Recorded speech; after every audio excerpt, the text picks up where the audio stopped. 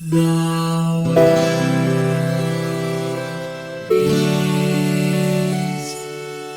saved.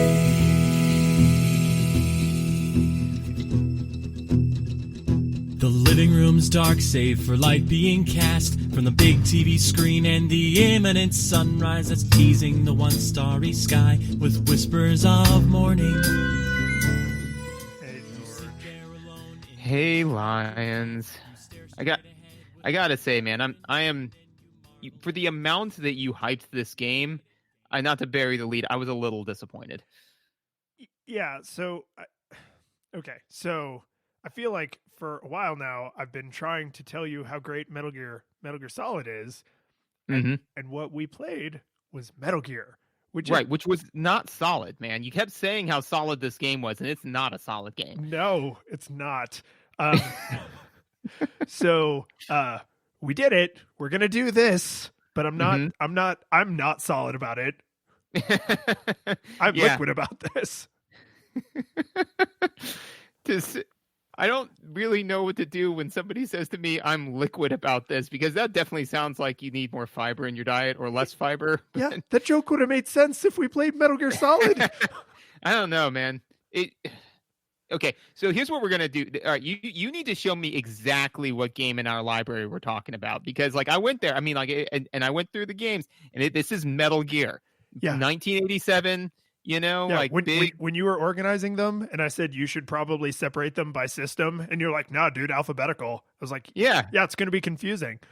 No, alphabetical, right? I mean, series are a thing. There's a thing called series where there's multiple games in a series. I am not picking up what you're laying down. It's way too liquid for me. So 1988, you were close.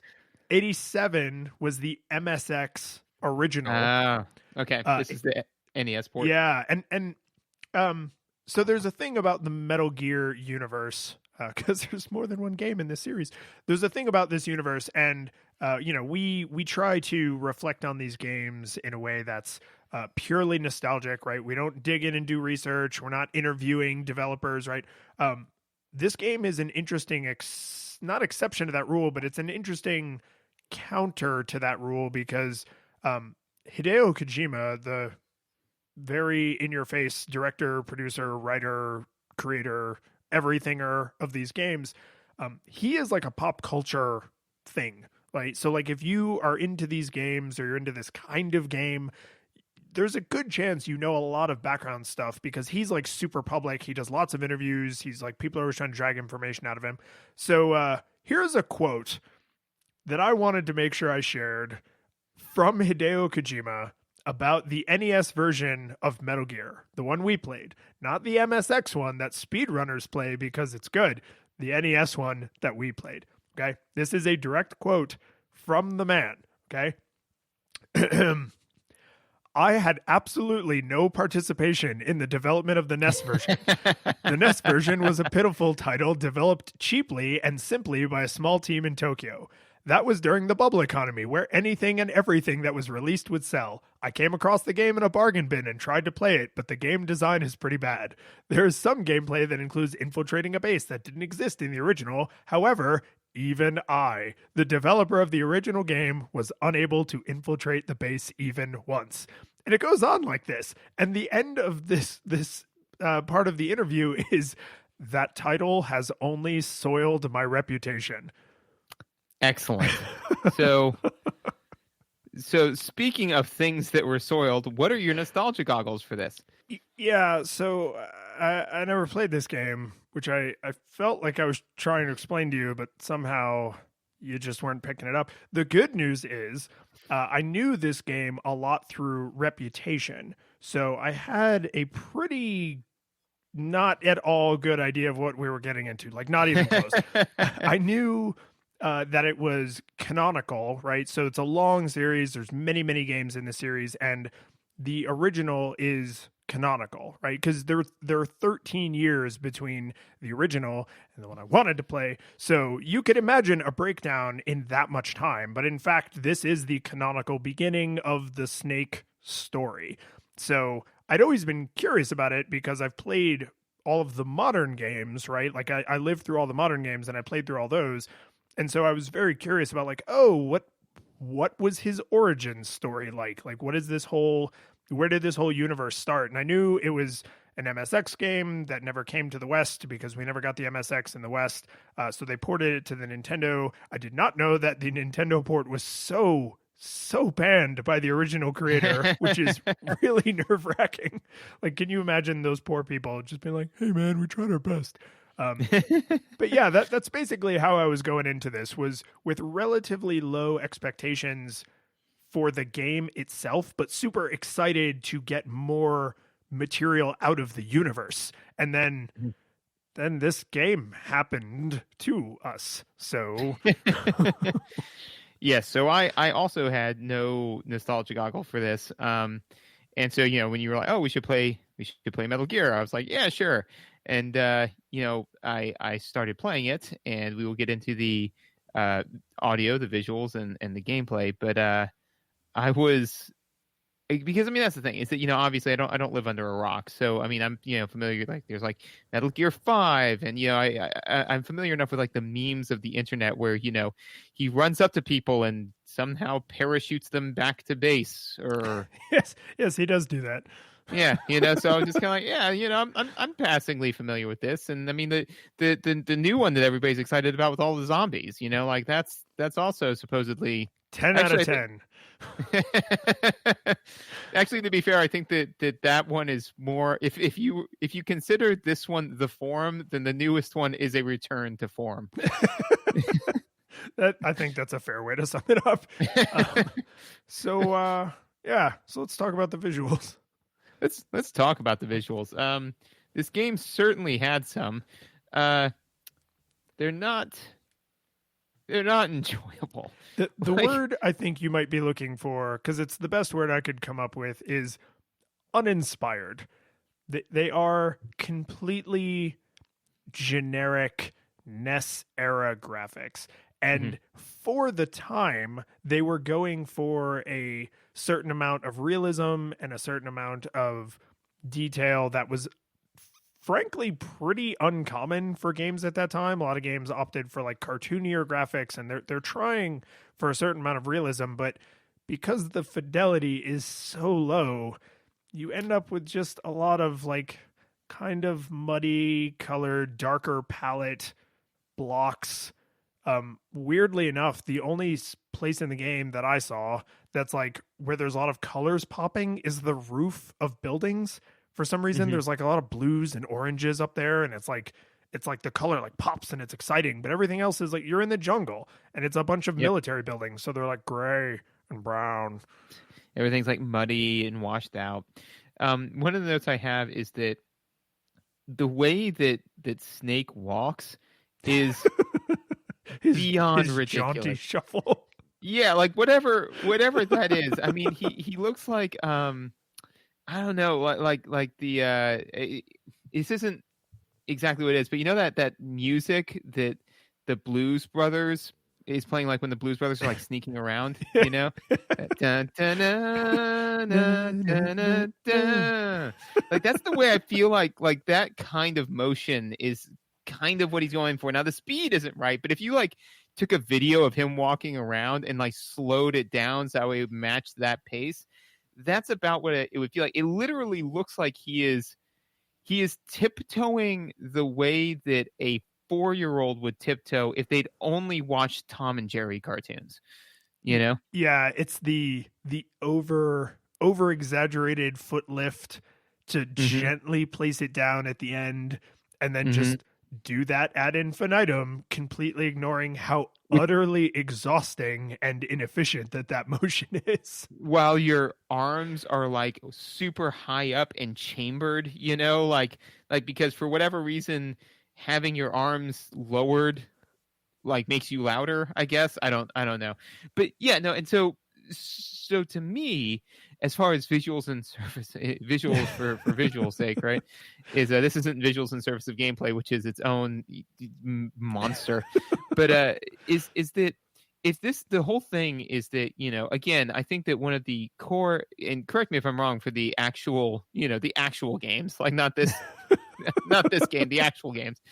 But I think that one of the core aesthetics is fantasy, and the idea it's like you are Solid Snake, and you are like super sneaky, super stealthy, and yes. In fact, and I think I've probably mentioned this to you before, but just in case there's anyone listening who somehow does not know this, Hideo Kojima desperately wanted to make movies and somehow tripped and fell into video games.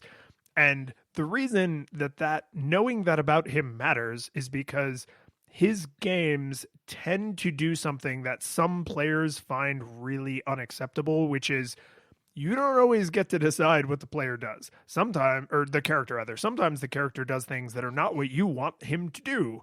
And you're like, oh, but that's not what I would have done. And Hideo Kojima is sitting somewhere counting his stacks of yen going, I don't care what you want. I wanted to tell a story. And I'm okay with that. A lot of players aren't.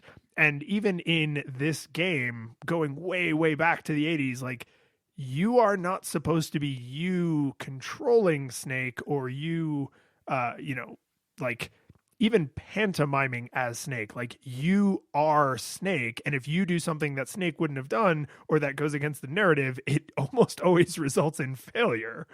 Right. And that's the thing. And that to me in video games, that's okay. Because basically it's not saying like, the point isn't for the player to say, I am trying to tell my story of a special ops, commando.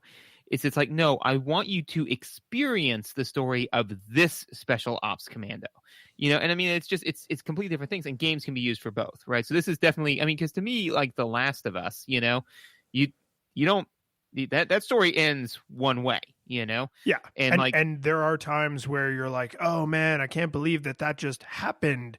But you aren't always feeling like, I can't believe I just did that. Right. And I understand why some people are like, no, if the game wants me to do something, then the mechanics and the narrative should drive me to making that choice. And my pushback has always been like, yeah, but sometimes they just want to tell a story. Like, it's not about tricking you into behaving a certain way, because that makes you feel differently if you feel like you've been tricked, right? If they just want to tell a story of Snake the super soldier, it's way easier to just tell that story. So with all that being said, is if we assume that one of the core aesthetics is fantasy, right? I am Solid Snake. You are giant tiptoeing rat arms man. Right, that completely pulls me out of it. Like I don't feel like some, insanely honed, specially trained special ops, I mean, like he's tiptoeing around like a jackass, so like so that visual was just, to me, I don't, it was just like that glass shattering, and just right off the bat, I was just like, oh, I'm going to pick this game apart probably, because, because at that point I'm like, I don't want to be this guy. I don't want to understand his story. I don't want to do any of this, because, and I know it seems like a lot to put on that one animation, but it would just be kind of like, if it would be kind of like if James Bond, right, like, comes in and he's like, and he's like super spy, and all of a sudden he just constantly did that Andy quote from The Office where he's like, right, like that. That would not sell, and like if you imagine, Pierce Brosnan or whoever your Bond is. What was the most recent one? I forget his name. Daniel Craig. Could you imagine if you saw Daniel Craig like walking out of the ocean shirtless, like just like shredded, like, and then all of a sudden just, like that.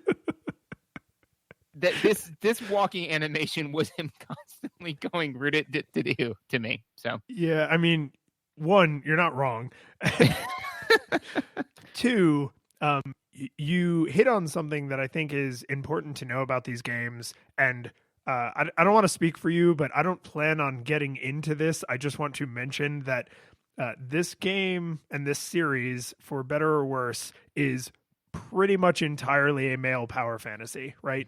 Mm-hmm. The main character is a very stereotypical 80s action hero. You're in an 80s action hero setting. You are fighting 80s action hero villains. All the women's are fawning over you in ridiculous, over-the-top ways. Yeah, totally. And there are things that are obviously problematic about all of that, and I'm not like that's not what we're going to do is pick all that stuff apart.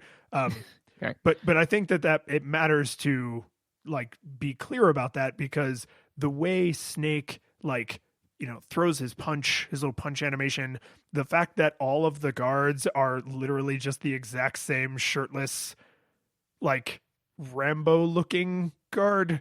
Like, I don't know why everyone in this like jungle nation is like a pale white guy who's super jacked, but like that's almost all the guards, and the only other guards you see are wearing like super futuristic-y like kind of mega armor, but basically they're all literally just like carbon copies of this one 80s Rambo stereotype. Like the entire game is basically Schwarzenegger versus Rambo, and I mean that was not designed to appeal to basically half the world, right? And for you to say like his ridiculous little walking animation like pulled you out of it, it's like, oh well, I'm looking at the menu here, and all we had on today's list was male power fantasy. So if you're not here to eat that, then we are in trouble.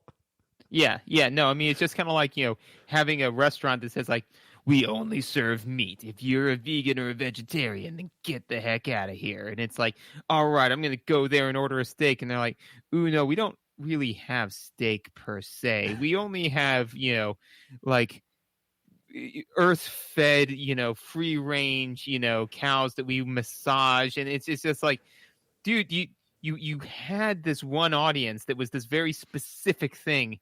And then you didn't even hit that. Like, you really kind of curtailed your audience for this, and then you got all of the one set of people that could like this into a room and pissed them all off. Yeah. So that's what you're dealing with that walking animation. Correct. And I think I will say, because the graphics they're not bad visually, right? The visuals are not bad. They are uninspired, with the notable exception that the vehicles, like the trucks, the Jeeps, there's like a sports car for some reason in one part, the tanks, like those are all lovingly crafted. Like whoever did those graphics was probably a kid who made like little model airplanes and model cars and stuff, like loved World War II maybe, and like built those little models in their room, because the trees, right? The jungle that's just like a green smear on the edge so that, you know, you can't go that way. Those are not lovingly crafted. The sprite animations are uninspired, but the vehicles are like, they look really good. And a couple of the enemy, like boss enemies, are basically big vehicles. Like you fight a tank, you fight this weird pusher thing. It's like a tank with like a big plow on the end. And they look great. They look really good. Like that person should have maybe done all of the trees and stuff too. Yeah. No, I mean, like there are definitely some animations that were good. As far as visuals in service of gameplay, I didn't really think that they weren't the worst that we've seen.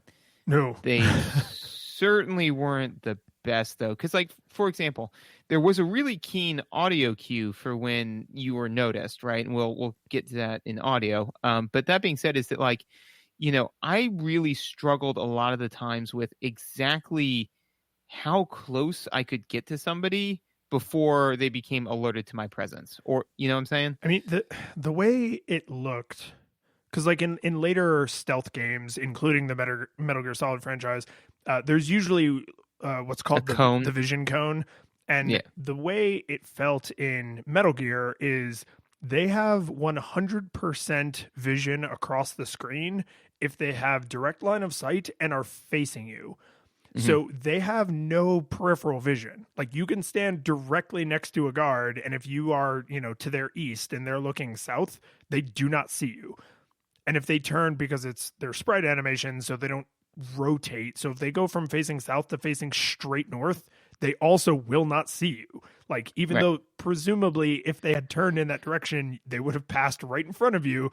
I guess they had, you know, like motion blindness and they don't see you standing there. But yeah, it's, and I mean, there's no like There's no clue that they're about to turn, right? There's no indicator that they're about to change their direction. And some of them move on a pattern, but a lot of them move near random. So you have to chance it and run up and punch them to death, or you have to get the pistol that has the silencer and shoot them because the silence pistol won't set off the alert, right? But it's not, it feels more like red light, green light than it feels like stealth, because you don't have enough information and you don't have enough ability. It's not like you can dive behind a bunch of cans, or you can, sneak in the shadows. Like, you move on the same north, south, east, west axis as most NES era games. So it feels less like stealth and more like red light, green light, right? Where you're just like, oh, they turned around, they saw me, I have to shoot them all now. Yeah, exactly. And I mean, and I think that all of that's done from the lack of visual cues, because if you, like you said, is that, clearly if you're in front of them, they're going to see you. But for me, I was looking at it like a vision cone, like you said, So, to me, like, if I was close to them and, they were like walking away, I'd be like, okay, now I'm going to sneak up on them. But then if all of a sudden they turned around, just literally do an about face 180, then all of a sudden they see me. There's no counterplay there. There's nothing that tells me, oh, they're about to do this. Literally, you just have to memorize what that particular guard's motion and actions are, So because there is the failure spectrum here, in the failure spectrum in most good stealth games, in my own personal opinion, that's right,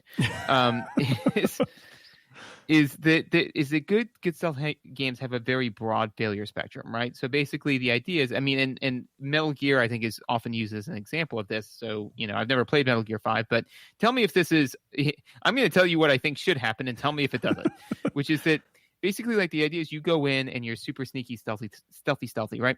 But then, you can screw up a little bit and you kind of make people a little bit aware of where you are, right? So like they're on alert now, then you can screw up even more and people can become aware of your presence, right? But then a lot of times, like, it's just that person, right? So then you can do something to them and stop everything. But if you continue to behave poorly, then everyone becomes aware of your presence. So, like, as you continue to make mistakes, the situation gets more dire and dire. But that being said, even if you alert everybody, you can, like, quick duck and move and, like, fire off an RPG, like, off into the distance and, create cover and get away, right? No, so is that about...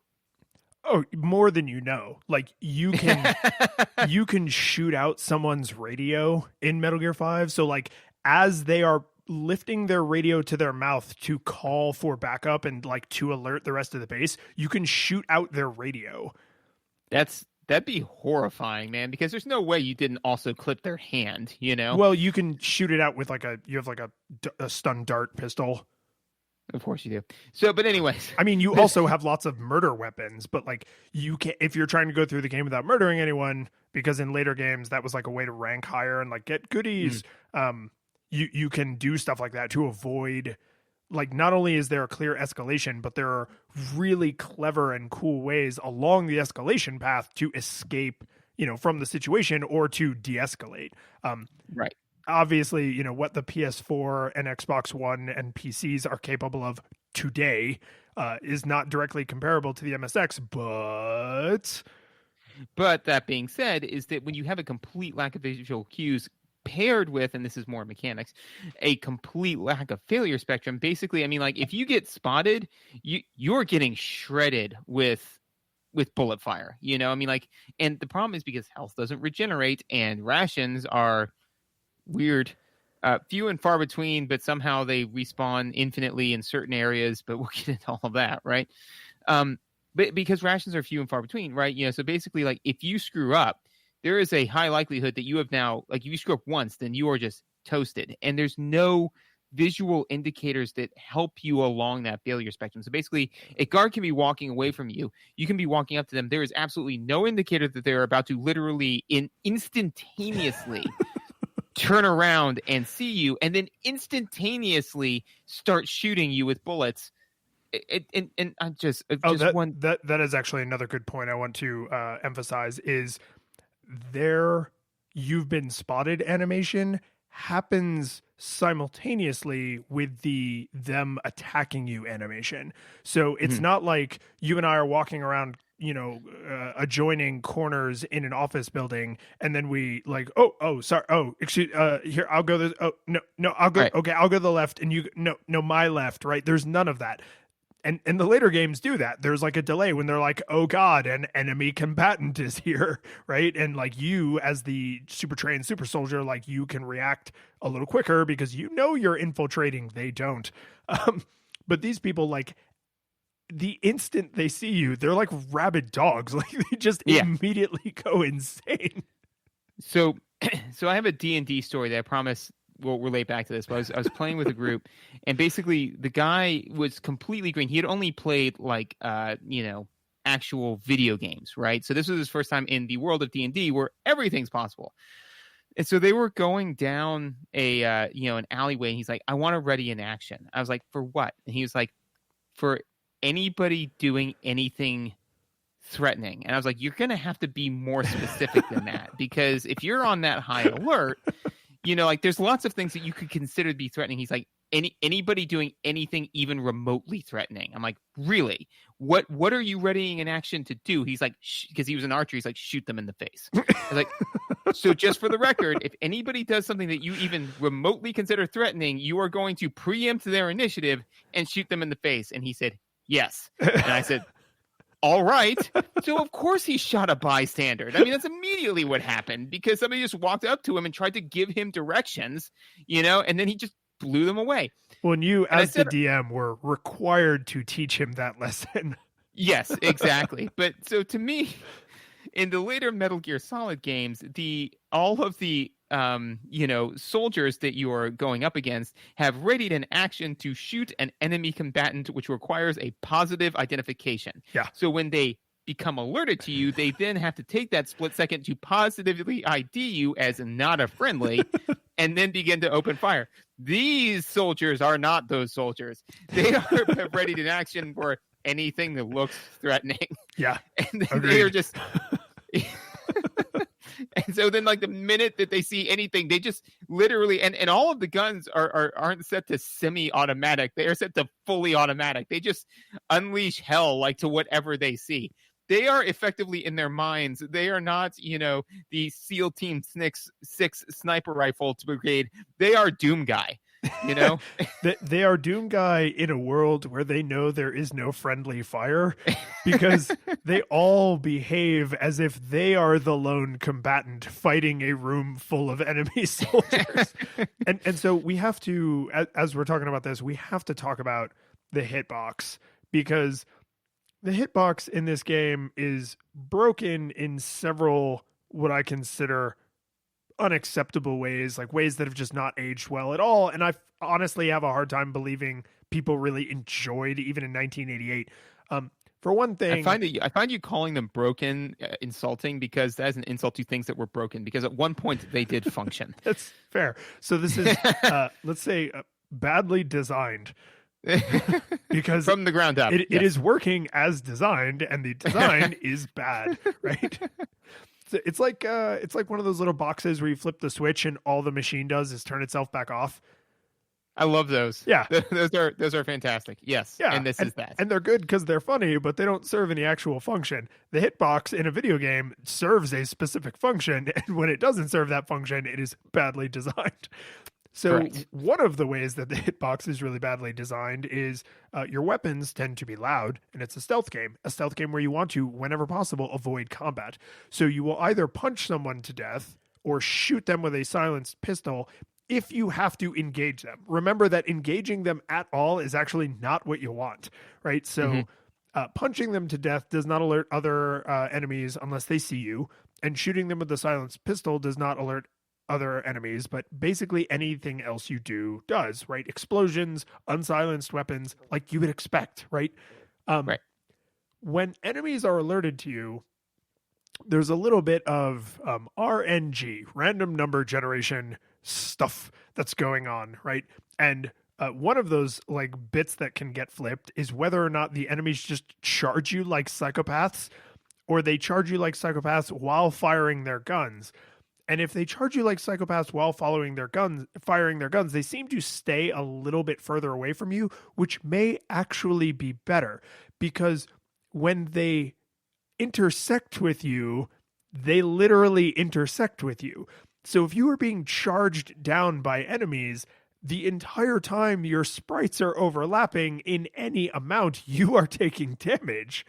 Mm-hmm. And so they can just dogpile you to death. And a lot of my deaths were that. It was not being shot to death by men with guns. It was being dogpiled to death by men with guns, which yes, kind of to your point about the way of walking, there is something that is a little bit fantasy and immersion breaking when it's like, did a bunch of shirtless men just pin me down to death? Like, is that how Snake went out? Like, he was pinned to the ground to death? Like, he was touched to death? And, like, again, I get, like, there's a limit to but they don't have to let the sprites completely overlap, right? The MSX and the Nintendo were capable of saying, like, video games have walls. They can make the sprites not completely overlap. And not only would that look a lot better when you're just not covered in enemy sprites that are clipping in and out of existence because they can only process so many frames of animation at the same time, but it would also make the world feel a little more solid if they can't just magically merge with you like they've screwed up the fusion dance. Like, it's visually awkward. And again, I get the time, but it's also incredibly frustrating because once they dogpile on you, you cannot run so much faster than them that you will totally overlap your sprite before you die. So you get to die in this really unspectacular, unflattering way that's like, oh, okay, I guess I died. And it doesn't feel like, oh man, like they shot me down, or like, oh man, like I lost in a fist fight with this super soldier. Like they just pressed against me until I died. They Mr. Smith you, you know? Yes. That's what it is, That's you know? it. But that being said, is not only the hitbox utter garbage for interacting with, and again, the game is so unforgiving that, because, I mean, like, we've played some games that had some kind of iffy hitboxes, but normally the cycle time's so short that even if and also it's in favor of the player, but like, even if there's something where you're like, I don't know, but, you know, then if it's like, but it set me back 30 seconds or whatever. But when all of a sudden, you know, you step in an area that basically is in the hitbox of their vision, which you're unaware of, right? And then you try to duck, weave, and move, and then you are either A, intersected with them, which is weird, or B, your hitbox with the environment, which is also complete and utter garbage, right?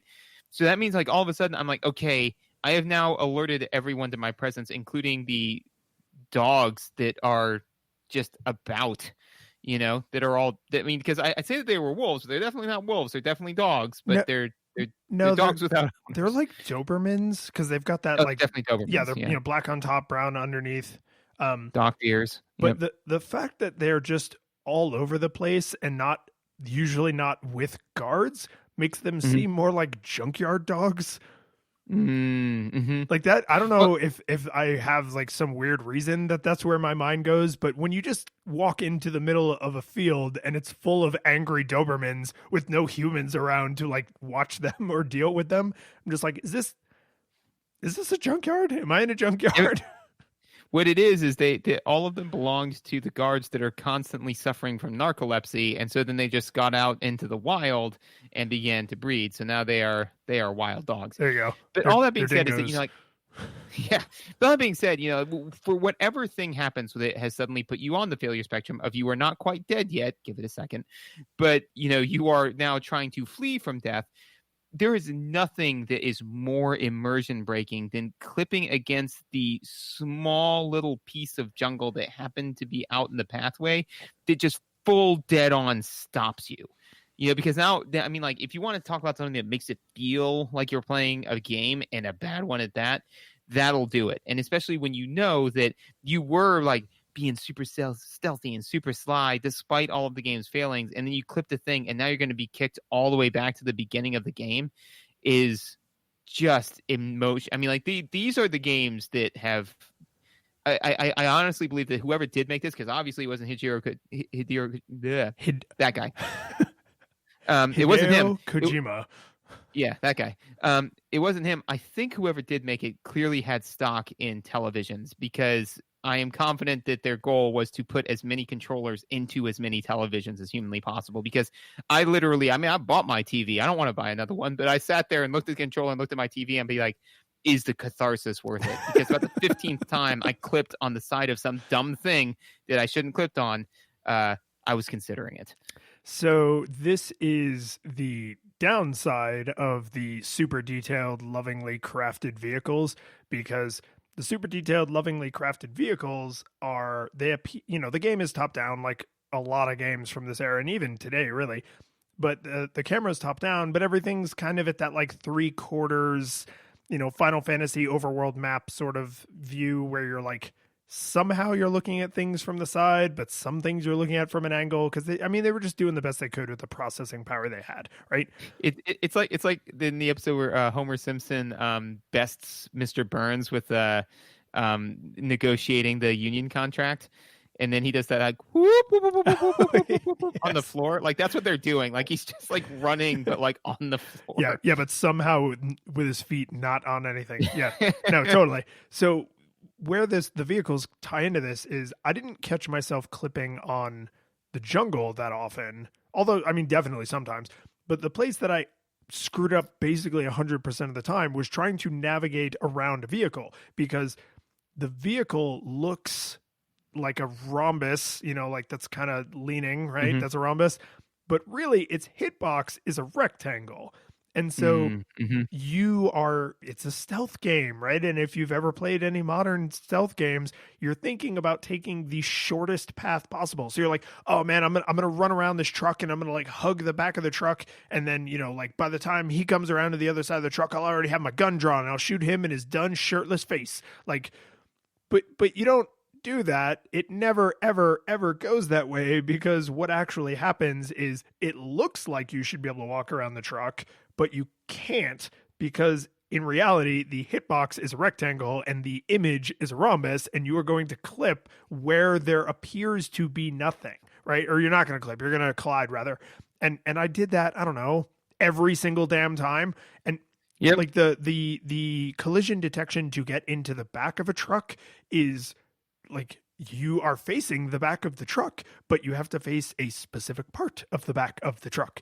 And Snake's sprite is larger than the back of the truck. So you don't actually always line up the way you would imagine, because you don't go in head first, right? Where your head needs to be aligned with the entry point. You actually go in like hips first, where you kind of like limbo in, where I imagine like, oh, the truck is too small, so I have to like limbo backwards to get it right. And then when you're inside the truck, of course it's much larger, because it's right. I get like how sprite animation is bigger on the inside. Aha, I get how TARDISes work and all, but like they should have just made the entire back of the truck collision detection for getting into the truck, because when you are trying to escape from the baddies and you're like, oh, I'm going to jump into the back of this truck, and then you just mush your face against the tailpipe like an idiot, and they shoot you to death or they clip over you to death.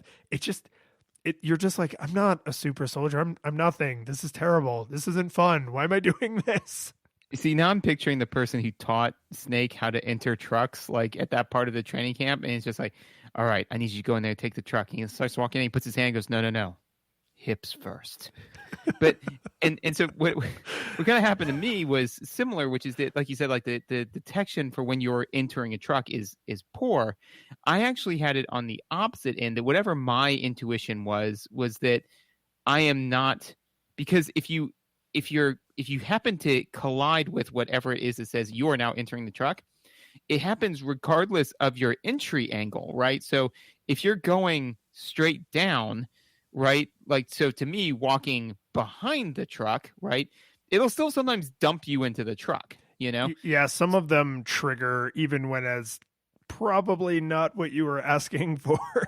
Correct. So for me, and sometimes there are bad guys in the truck, and sometimes there are bad guys outside the truck. So I like literally was like, bad guys are coming at me. I gotta get in the truck. And I go in the truck. Oh, there are people in the truck, and so I run out. Oh, there are people outside. And I run back, and I'm not meaning to go back and forth in between the truck and the outside, but basically I'm just imagining again the Three Stooges level of comedy that must be happening, because from their point of view, I'm looking into the truck and mouth agape, eyes wide, and then looking outside and going like, what do I do? Oh my goodness, gang! I'm really in a pickle this time. Yeah. As I'm being shredded to death with bullets.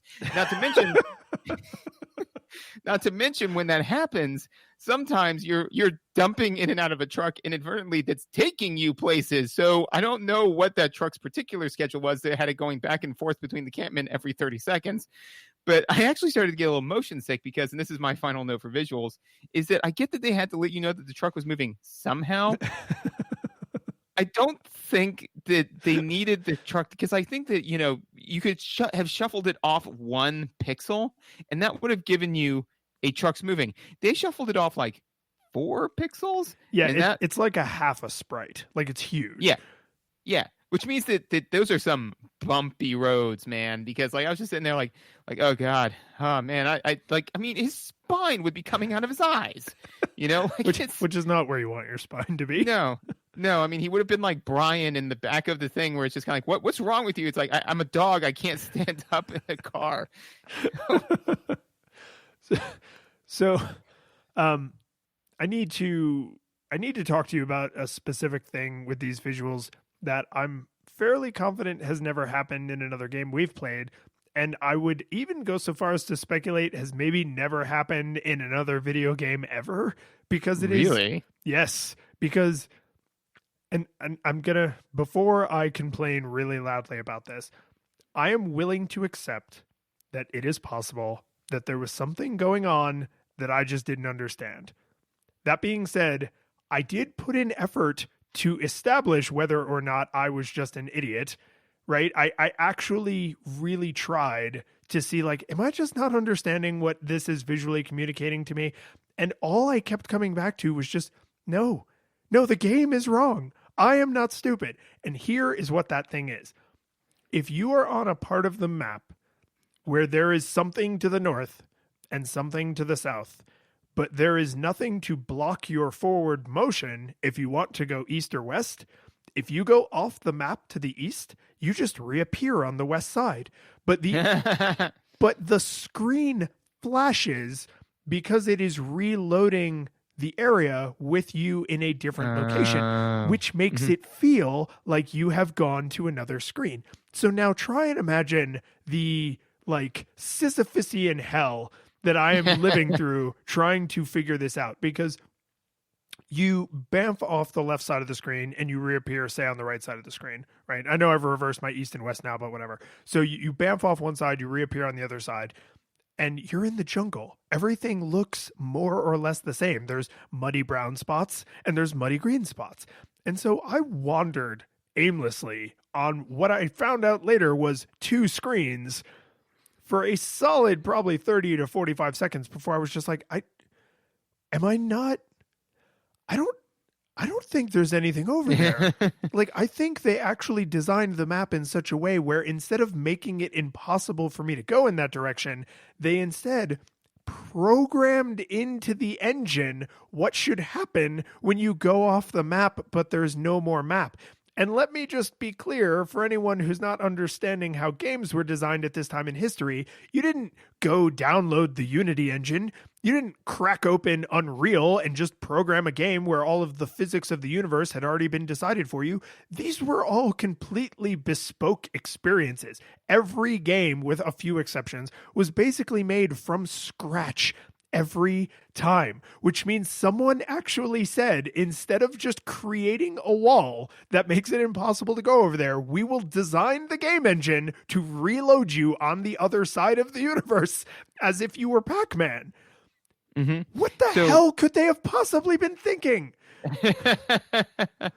What they were probably thinking was just waxing nostalgic or waxing excited about the huge mountain of cocaine they had to do the minute that they were done programming this game. That being said... Well, you know what it was? There was a programmer who was still in the office, but no artists. And they were like, well, I can't draw any more jungle onto this map tile, but I can make Snake reappear on the other side of the map. And the Hideo Kojima was just like, I whatever, I'm tired, just do it. Either that or for that one particular area that required animation, they brought in the same guy who did from the NES Legend of Zelda, the guy who did the Lost Woods area. See, that is exactly what I was thinking of. Yeah. I was just like, oh, it's like because I'm in the jungle, it's easy to get lost in the jungle. That's exactly how it felt. And so I was banging my head against this for a while. Yep. Yeah, no, now my new headcanon is that those two locations are the same, you know? The Lost Woods is the jungle in Metal Gear.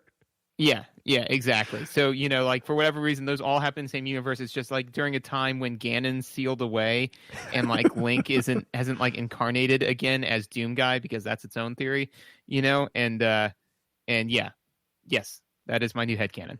I mean, it makes as much sense as anything else in the Metal Gear universe. So upward and onward to audio. To audio. I feel like you need a little alert. Like for when we move to the audio section, that bring, Oh, the alert noise. Yeah, this can be made to happen. Well, especially if I start. Well, no, actually, that's how you should bleep all the things that I just sweared before. But anyways, you mean all the shits and? Yeah, all. All that being said, man, we're so professional because all of this is going to make it to tape. Yep. All that being said, yeah, so we have to talk about that because that's very iconic of this game. And one of the, I think, really important parts is because, again, if you are playing a stealth game, you do need to know when you have suddenly landed on the failure spectrum, right? And that there is no doubt in your mind when somebody has spotted you. Visually, there's not a whole lot that happens, like the guys just kind of start moving towards you, but the music changes and there's a quick alert that basically says like you have been spotted, and that there is no doubt on. If you're playing the game on mute, I think it would make the game probably 2 to 3 times harder just because the visuals don't let you know anything. But that audio cue is dead on. Yeah, and I mean the guards move in a way that is unique to them being aggroed, right? So you can't. I mean, basically, it's just faster, and they're coming for you. Well, they're vaguely coming for you. Sometimes they just kind of wander aimlessly, but they always move faster. They never move at that speed when they're patrolling. They only move at that speed when they're aggroed, right? Right. So I agree with you. Like visually, you would probably be like, oh man, those shirtless dudes are sure hauling butt for some reason. But having the music change, having the alert sound first is like, you'd be hard pressed to miss that. But then having the like super tense alert music, and it's always the same, no matter where you are in the game, it's always the same alert noise and super tense alert music is an undeniable, like, not only are things bad at the moment, but you learn very quickly that until the alert music goes away, things are still bad, right? Yes. Because that music returning to the kind of ambient sort of environmental music is like, that's your cue, right? Even if you think you're hiding from the dudes, the 2 bad dudes, you are still on alert, right? And visually, there isn't anything in this game. Later, they did this. Visually, there isn't anything to indicate that alert has ended, except, I guess, if you killed all the enemies or if they return to their normal like patrols, but they don't. They stay aggroed forever once you aggro them or kill them. Which, I mean, to be fair, is more realistic than most games because, I mean, I feel that most, areas, like if you and me were patrolling along an area, right, and then I like looked away and looked back and you were like dead on the ground, like I wouldn't eventually go back to normal patrolling, like... Which is what happens in most modern stealth games where it's like, oh my God, they got David. Where is he? I guess he probably left. It's probably okay. I'll go back to business as usual. And they don't even pick up the body. Like, no, yeah. So this is technically more realistic. But that being said, this is where, it is a video game, right? So, like, you're making a game, you have to make some affordances for that. So so it is nice though that from an audio standpoint that as long as that music's playing, you are still in that failure state, and they're going to keep chasing you, whether it's a dog, whether it's human, doesn't matter, they're after you, which is really nice. And that's the only positive thing I have to say about the audio. So I mean, I know you and your ears, but I What? really enjoy that this game and stealth games, I think in general, try to do this, and this is a super early one. I don't think it's the progenitor of this genre, but it's definitely one of the first out of the gate, because they just frankly didn't have the technology to do it real well, as evident by this game. So, but it's evident by them not doing it real well. But I like that there is music, but it's not overly complex. It doesn't feel very loud. Like they actually mixed it down a little bit, maybe.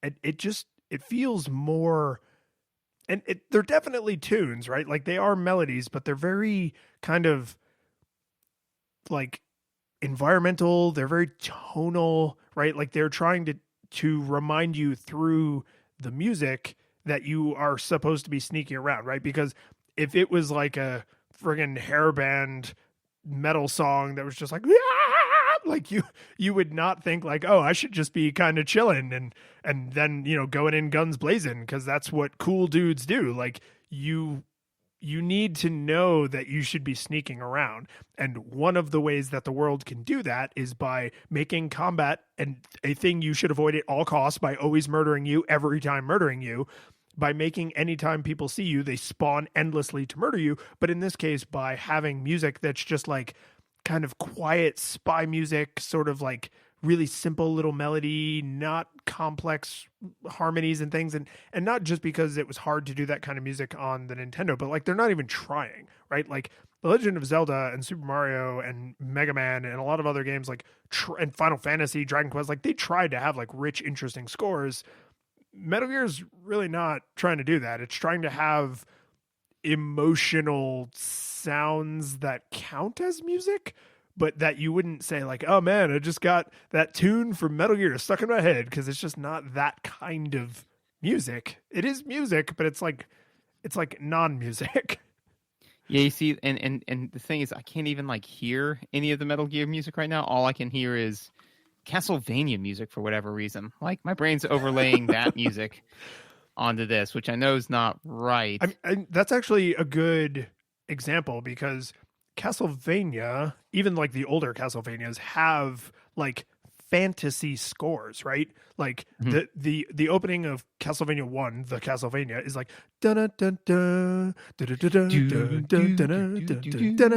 right? Like it's like, yeah, the world is scary, but like you're a hero in the world, and like yes, it is bad and you're probably going to die, but like you're a hero, you're here to stop the evil force. The music in Metal Gear Solid, like I'm not even going to make an attempt to hum it, because even though there is a melody of sorts, it is a piece of music. It's very environmental. Like I maybe a musician would have a better term for it, but like environmental, tonal, like it's trying to just set the mood. It's like mood sounds more than it is music. And I like that. I like that a lot. Like I think that's actually one of the things that this game and this genre of game needs. I don't really want to hear a jaunty tune when I'm sneaking up on a guy to stab him through the throat. Like I need I mean, that there are games like that, right? Like, I mean, granted, it's not the same tone. Like, yeah, I mean, think about the difference between sneaking up behind somebody in Grand Theft Auto and sneaking up behind somebody in like Thief, right? It's like you have a similar goal. Like I'm gonna stab this guy in the neck and take his stuff, but it feels different, and it should feel different. And I want to not be, when I'm playing Metal Gear, when I'm playing a Metal Gear game, I don't want to be Arnold Schwarzenegger fighting Rambo, even though that's the aesthetic they were going for visually at this time in history. I want to be a spy, right? but Mhm. not a sexy James Bond spy. I'm like an actual spy. Like I want to, thank God it doesn't actually make that noise. I want to sneak in and I want to like, get my target and then like disappear like a ghost, right? Like I'm a phantom. I slither away like a snake. I don't think they ever Like- actually do that in the game. But like Hitman though, but it should be like the game. Yes. Hitman. like that, right? The way you murder somebody in Grand Theft Auto and the way you murder somebody in Hitman or in Thief, very different kinds of murdering people. Right. Yeah. No. Absolutely. And I mean, because again, it's not really. It is male empowerment, but it's not. It isn't like running and gunning. It's not. I mean, Doom guy. It's Batman versus Superman. Batman is Right. terrifying for very different reasons than Superman is terrifying. Superman could kill you way more creative and interesting ways than Batman could kill you, just because Batman is bound by the laws of physics, not because Mhm. there aren't lots of interesting and creative ways he could kill you, but the way he kills you is that you don't know how he's going to kill you, right? That's what makes him terrifying. And I know you're thinking Batman doesn't kill people, but if you've watched movies in recent history, he totes does. So they all do now. But like what makes Batman terrifying is that fear of the unknown, right? And you always fear what you don't understand. And Yeah. that is what Metal Gear and stealth games are supposed to be going for. And the Mhm. fact that at this time in history they were wise enough to support that with the music, because I swear to God this is all still related audio. I was gonna say this sounds like a good segue into gameplay. Honestly. We're getting there. But the fact that all of that is supported by the audio, I think is actually, like, I have no complaints. The audio is actually across the board fine or good or even great. The visuals, you can't say that about. Yeah. No, I mean, like for me, the audio, some of the audio cues, like I just, like I said, I don't have anything positive to say. There was nothing in here though that was akin to the Mario Donkey Kong walking music. There was nothing that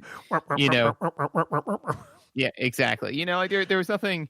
And before when you said when I play Metal Gear Solid, or you said when I play Metal Gear, this is what I want. The one thing that I think that we both want when you play Metal Gear is to not be playing Metal Gear. But what that they say being about said, playing there Metal was- Gear? You'll wish you weren't playing Metal Gear. I want to make a game that makes people. This game was actually just made by a disgruntled set of parents who don't like how all these video games are stopping kids from going out and playing outside. And so they're like, what if we made a game that when you pick it up, you're like, man, outside's looking real good about now. But that being said, there was nothing in the audio score in either the music or the actual play that made me think like, man, this is intolerable. It was innocuous or helpful, very very much so juxtaposed by the visuals. Yeah. Well, and here's my segue into mechanics for you. So, Mhm. When you say like, oh, but the visuals sucked in this way, the audio was, to your ears it was inoffensive, right? To my ears, I was like, no, it was good. Like they did what I think were trying to accomplish. It's important to remember again, the man wanted to make movies. Like he loves cinema. He is a storyteller by trade, and through a quirk of his career history, his media has become video games instead of movies. And I'm not exaggerating when I say in Metal Gear Solid 4, there is a single cutscene that is 45 minutes long. Over the course of the game, there are 7.5 hours of cutscenes in Metal Gear Solid 4. The man wanted to make movies, right? And I think as we segue into mechanics here, it is important to understand that his sort of limited understanding of what the technology was capable of is really apparent in his ambition. He really wanted to tell this story in this universe that felt this way and looked this way and sounded this way and moved this way. And he just way overshot what was actually possible for the time. Even if he had the most talented developers and artists, the the hardware was literally only capable of so much, right? So it's not that the engineers and the artists and the sound designers didn't understand his vision. I'm sure they did. But I mean, like, come on, like you just can't, you just couldn't at this time in history. And I don't know when we want to talk about the map. Do you want to talk about the map now or later? Let's talk about the map. Okay. So we've played some NES era games where we have joked that there's a weird bridge from board games to video games where they were still including instructions. Mm-hmm. Well, Hideo Kojima has a funny sense of humor, and he doesn't think the fourth wall is like a thing. And I don't mean that in like a derisive way where I'm saying like, oh, he's a fool. He doesn't understand the separation of, actor and audience. He intentionally breaks the fourth wall constantly, and in lots of ways that are novel and clever and interesting, and in other ways that are less so. And this game shipped with an actual physical map that outlines every area in the game and all of the item and prisoner locations which are relevant to your experience. And so I was playing the game for a little while, and I was seriously considering the value of my TV versus the value of Catharsis. Yep. And so I was like, okay, all right, I give up. You win. Like, I need to look this up. I don't have anyone I could talk to, so I can't get like that social experience. So I have to get a social proxy via the internet, right? Mm-hmm. So I looked it up, and I was like, oh, the game comes with a map. Oh, the map tells you everything. Because he's a soldier and he would have been briefed ahead of time. Like, this is literally, this isn't the map that the character, or this isn't the map the player has. This is the map the character would have. Because of course he would. Right. And that drove me nuts because I probably invested 2 to 3 hours of just mindless, aimless wandering up until this point. Before I was like, okay, all right, you win, Hideo, you've defeated me. I need to look this up. I can't figure any of this crap out. And then to figure out that I should have, right, because these are classic games. We're not always playing these with the original box in mint condition like we would ideally be doing back in 1988, right? We are fumbling through whatever we can find at swap meets and conventions and stuff, and you don't always have all of the original materials. So going through this game, not knowing that it's like if you open Monopoly and there were no instructions in the box. I mean, this is not an optional thing. It would be like if all of a sudden you were dropped in on a super secret spy mission without a brief. Yeah, with no It'd be like that. clue. It would be exactly like that. And that really, it was frustrating because I had wasted so much time and like emotional energy into this thing I should not have been pumping time and emotional energy into. But what really killed me is I would have just, I get why they didn't do this, but Hideo Kojima has no problem breaking the fourth wall. I mean, he literally has the actors refer to the buttons on the controller with like no shame. Like, this is a normal thing that he does in his games. He does all kinds of other quirky stuff. There could have been like a prompt at the beginning of the game that's like, Snake, make sure you have your map. It's in the box. And this is a man who later refers to the back of the CD case in one of his games. So he is not above that kind of thing. That is a normal way for him to write dialogue. Like, it would have cinched it for me if they had just said like, Snake, make sure you have, your mission briefing. It was in the game box. And then I would have said, as the player, I would have been like, oh, right. Like, I should have a literal physical object that I'm referring to that has all of the information on it. And I could bitch about this ad infinitum. Like, literally, if you don't stop me, like, I'll just complain about this forever. All right. Shut up. Here, I got something to say. So, because good job. That was really boring. So my thing, So then let's think about this from a core aesthetic kind of place. So, it's if they show you where everything is, right? It's not discovery, right? You're not like, oh man, what's behind the next corner, right? So, but giving you your mission brief, right? That definitely does continue to go into fantasy, but then every portion of the execution falls flat completely on that. Then the only other thing behind it is challenge, right? And this is where it gets interesting, which is that games that have challenge as a core aesthetic, like it's one of those things where, well, kind of like we said on this show, is that, you know, people are like, oh, well, yeah, it's really easy to make a nostalgia game. All you have to do is just copy the other game. And it's like, no, it's actually way harder because you're viewing it through nostalgia goggles. So with that in mind, that when people are like, oh, well, making a challenge game is easy, it's just basically like making an obstacle course. It's like, yes, but you have to make it hard enough that a vast array of players and player skill and game literacy can find it enjoyable and challenging, and not so easy that you just walk through it without any challenge whatsoever, but not so hard that it causes you to, you know, slowly go delve into corners of madness in your mind, unless that's what you're trying to do, like Darkest Dungeon. So all that being said is that this game was punishing. Yes. Like it was not difficult. It was punishing. And I think that there is a lot of problems, you know, in the same way that there were a lot of reasons why the Titanic was a complete disaster. But the big iceberg that I see is the cycle time, you know? Yeah. So this is another, I'm not going to count this as research because I stumbled upon this piece of information just being exposed to video game culture, right? This is something I could have believably come across, like talking to my friend about this game. So the MSX version of this game is like just overwhelmingly considered superior. And there's a lot of differences, but they're all really minor. But it's like there's a ton of minor differences between the MSX version and the Nintendo version.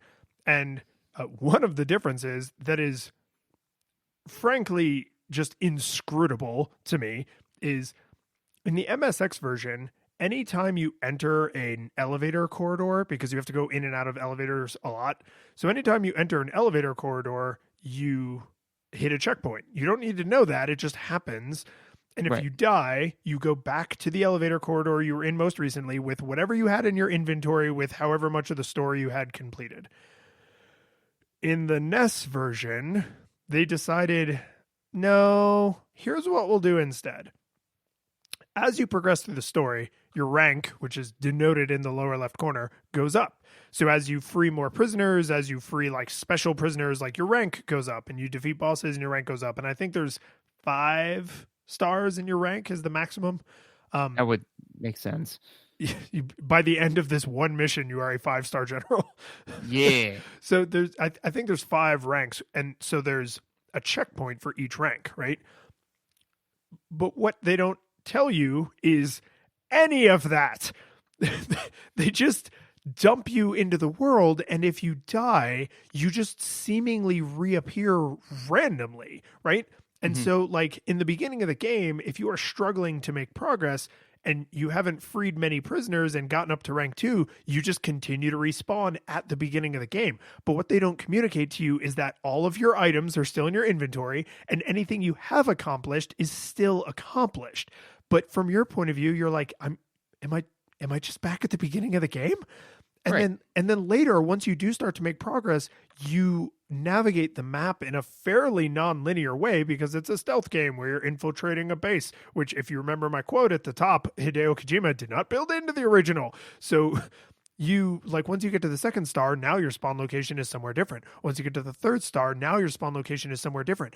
And your spawn location may be nowhere close to where you were when you died. And it may also be nowhere close to where the objective you should be heading towards is, which makes it really useless as a spawn location because you're like, where do I go from here? Why did I spawn here? So not only is the cycle time punishing for the reasons I'm about to let you get into, but you also, every time you respawn, you're like, where am I? What am I supposed to be doing right now?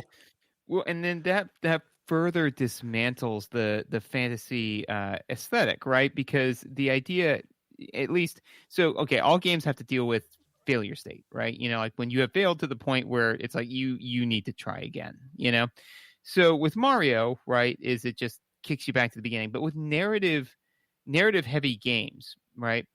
How to handle that is interesting, you know. So like with Mario, you don't even think about it, right? It's just load it up, try it again. But this game has a story to it, right? So let's juxtapose it to, you know, The Last of Us, because that's fair. So if we say, you know, like for example, when Joel dies, right?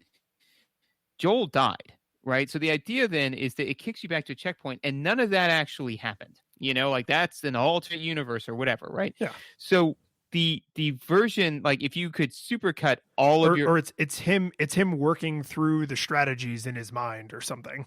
It's like, oh, if I go that way, I die. yeah, exactly. It's like in the Sherlock Holmes movies, you know, where he's like playing out in his mind, maybe like whatever. But basically, that the one true universe, what actually happens is the supercut of all of your successful attempts, right?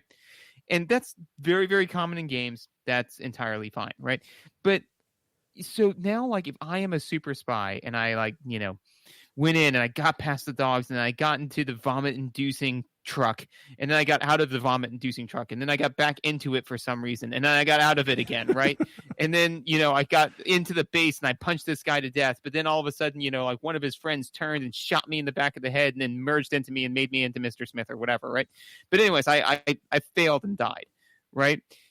Then when I come back, you know, like if I come back at the beginning, then I'm like, okay, well, none of that happened, and now I'm just going to try again. But if I've got all of my stuff, then it's like, what narratively happened here? You know, because especially if Hideo, why can't I say that name? Because Japanese Hideo names are Kojima. hard to an English mouth. Yes, Hideo Kojima. But if he wanted to make movies, right, and I know that he's basically washed his hands of this whole thing, but even if we assume that this is in the spirit of what he tries to do, right?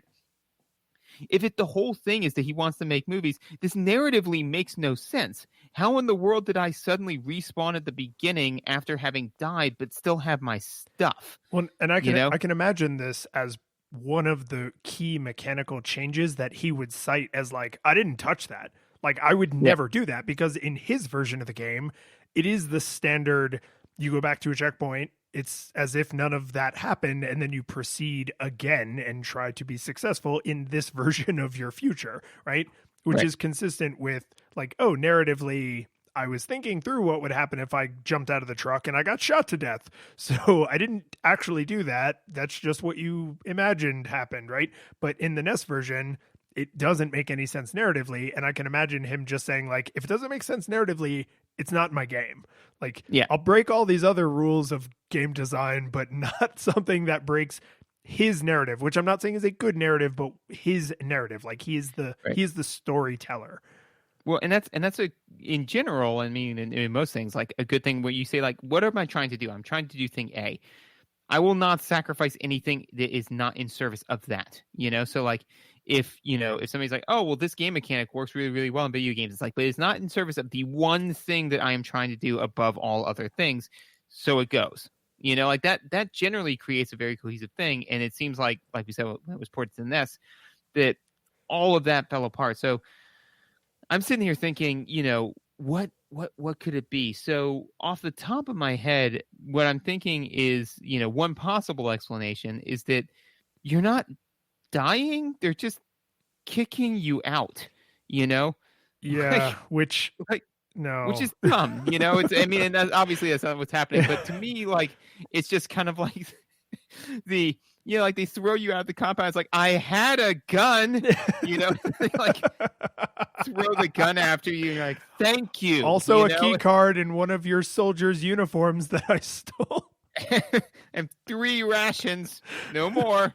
But yeah, you know, so like that. Well, that doesn't make any sense. And it's like, well, maybe the whole thing is just like one giant training mission for the mission that's about to come. But that doesn't make it. So none of it makes any sense. So again, it's like, the question ultimately becomes why this game? Why this game? Because it's not fun to play, and the narrative doesn't make any sense, and it doesn't make you feel like a super spy. So why?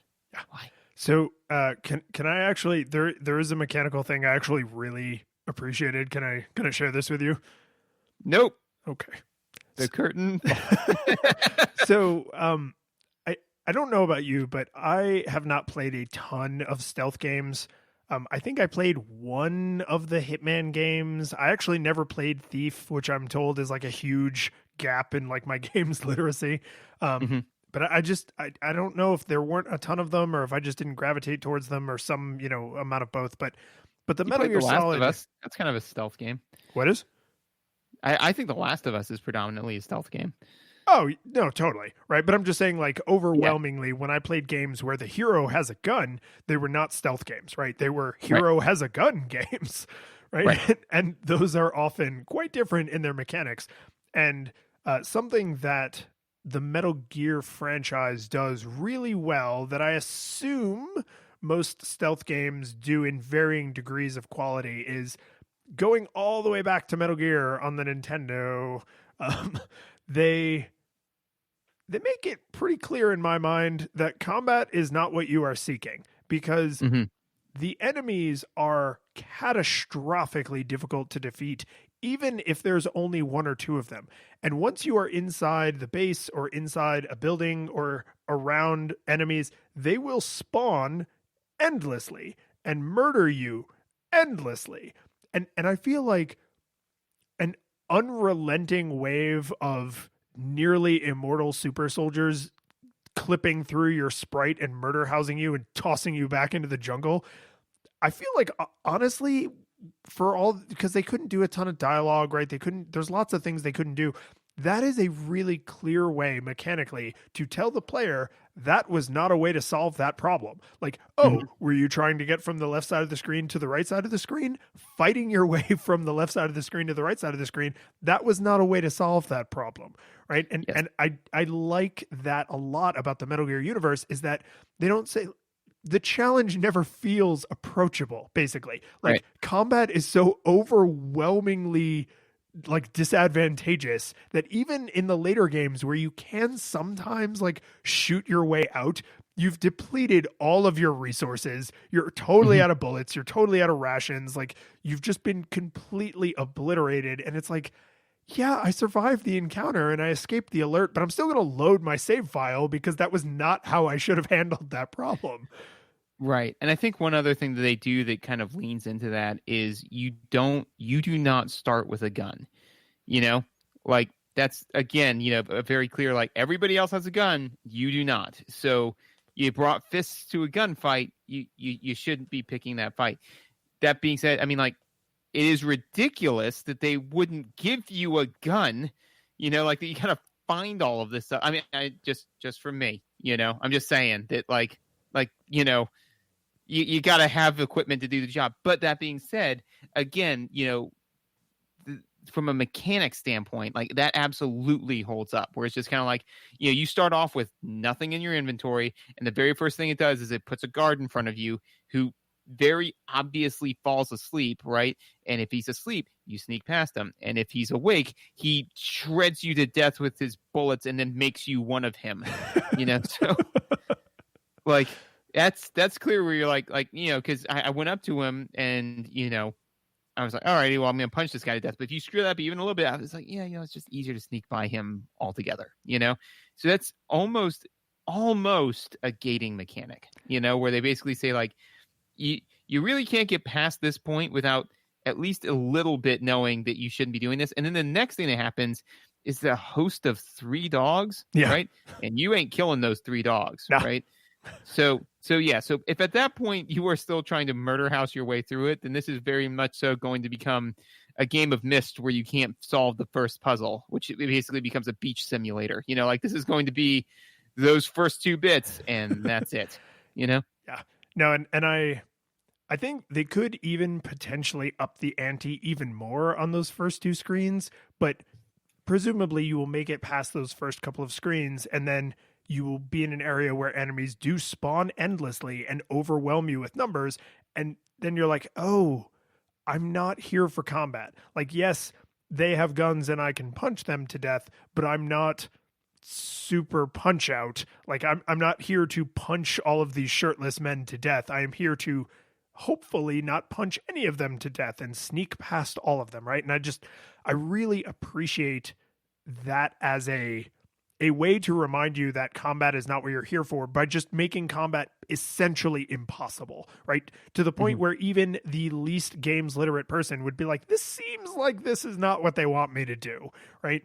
Right. Like if you're trying to jump over something and Mario's sprite just is nowhere close to the height of the jump, and you notice that Mario always jumps the exact same height because that's how jumping in Mario works, then you're going to pretty clearly determine like, oh, I'm not supposed to jump over this. It's not like if I get a running start, I'll be able to jump 4 times higher, right? So that's a good way to do that in a platformer, and overwhelming combat where you get murder housed is a great way to do it in a stealth game. Should we at least quickly acknowledge the quality of the translation of this game? Yeah, we can just, I mean, it's bad. It's funny, but it's bad. It's so bad that I honestly think it makes the game harder to play, because you do save people who then tell you like what you need to do next or what you should care about now that you've saved that person. And the translations are so bad. They're so bad. These are probably some of the worst translations I've ever seen in a video game ever. And I mean, I'm a monolingual. I get it. Like, translation is a really hard thing to do, but like the effort of the human beings who made this translation aside, it does really harsh the gameplay experience because they're bad and hilariously bad. Like, often takes you out of the moment because, the truck have started moving, or that's the exact one I got written down. I is falling asleep, or whatever the first guy says on the screen. Like, they're so bad. And in a game where you need other humans to communicate information to you using human language, like, that's a problem. Yeah, on a scale of interpreter to UN members and all your base, this one definitely falls in the all your base category. Yeah, no, in the all your base space. Yeah, base. Yeah, base. no, this and all your base went to high school together. Like, this is, they know each other. They've slept at each other's houses. They've broken bread.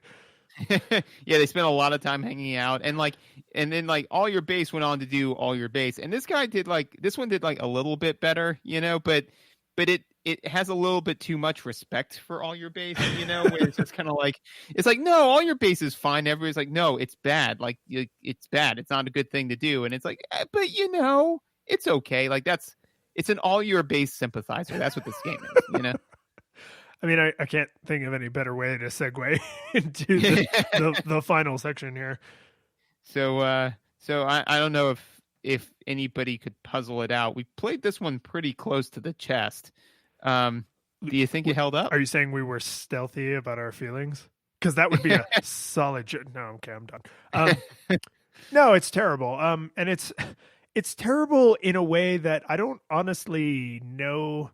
I know we've played a few games that were like unplayably terrible before, but I wouldn't even recommend somebody who has nostalgia goggles for this game to go back and play it. Like, just don't play this game. This game is not fun. Like, unless you are prepping for like GDQ and this is the game that you're going to try and get the world record in, like, just don't play this game. It's not fun. It's not novel. It's not interesting. And there's literally other games in this series that do all of the very aspirational things that this game wanted so badly to be a bajillion times better. So, I mean, nostalgia goggles required if you have to play it at all, but I would say just don't even play it.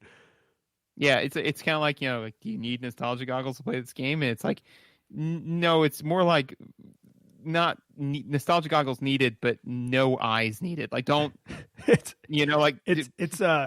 do your eyes out. Do you need a bulletproof vest to survive being shot? Yes, but also just try not to get shot. Right. Or as Rick says to Morty, when being shot at, it's like, all you have to do is just avoid getting shot, Morty. You do it every day in your normal life. I don't see why this is such a big deal, but yeah, just don't play this game. It's not, because normally I try to think like, well, who would I recommend this game to? I don't even think it's good for like game designers as like because there's just more games that are more singularly wrong. Yeah, this game, bad hitboxes and mediocre combat and confusing layout, like, that's not unique to this game. No, and there are other games that you can look at that are a more distilled version of like, this is what a bad hitbox like costs. But I mean, like, it's just, it's just a jumbled mess. So I think that quote that I gave you at the top from Hideo Kojima, there is an important bit of that quote that I intentionally left out to the end of the episode because it's about the end of the game. So the MSX, mildly, but was a more powerful piece of hardware than the Nintendo. And I know I didn't make it to the end of this game, and I'm pretty confident you didn't make it to the end of this game. Not even a little. Yeah. So the game is called Metal Gear because the Metal Gear is the giant evil robot that is like you need to destroy. Like that's what you're there to do. Well, turns out on the Nintendo, they were struggling to render the sprite in a way that looked good. So instead, they removed it from the game entirely. And there's just a big computer that you destroy at the end. And that's how the game ends. And so here is the part of the earlier quote from that Hideo Kojima interview that I intentionally omitted because I think it really sums up what this game is like, even if you make it to the end. Okay. Furthermore, being Metal Gear, it goes without saying that Metal Gear should make an appearance at the end. However, from what I've heard, due to the technical difficulties in displaying the sprite on the screen, they swapped Metal Gear out for a gigantic monitor. That made me see that whoever created this game had no sliver of appreciation for the players. However, even though it was an abomination, it was during the bubble economy and surely sold millions overseas. It's not a solid game. The curtain falls, the music plays, the credits roll, then it all fades to black, and you're left by yourself. The fanfare is gone, there's no player two there by your side to share victories won. But as you slowly progress down the hall to your bed, a few great events leak back into your head from the time that you spent traversing the land, battling evil, fighting the darkness, just sword in hand. Your memories creeping with the edge of a smile. You realize again what you lost for a while. You're gonna think back much less on how you saved the day than on all the experience gained. At the end of it all, gamers play what we play. Not for game over, but rather for what we take away. The world is sad. But who cares? We all know that that's not what you came for. Your next adventure's already in sight. You're all set to go. You're excited to see what's all wrong till it's right. And the world is saved. So you're more along for the ride. You're more along for the ride. You're more along for the ride. You're more along for the